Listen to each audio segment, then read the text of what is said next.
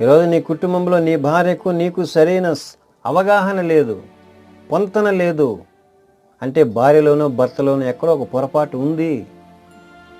ఆ పొరపాటును ఎత్తి చూపించేదే ఈ పరిశుద్ధ గ్రంథం.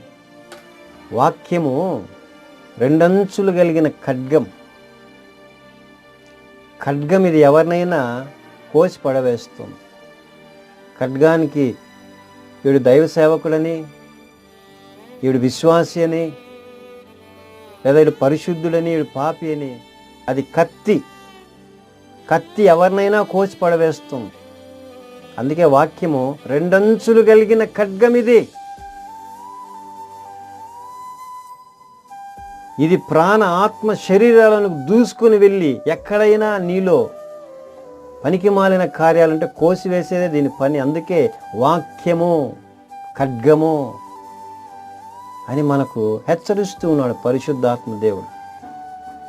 నీకు సరి అయినటువంటి బోధ, నీవేం పని చేసినా నిన్ను దేవుడు దీవిస్తాడని, దేవుడు ఆశీర్వదిస్తాడని, నీకు మంచి ఆరోగ్యం ఇస్తాడని ఉత్తుత్తి ప్రసంగాలు చేసేంత పరిస్థితి ఈ వాక్యానికి లేదు నా ప్రియమైన వారలారా.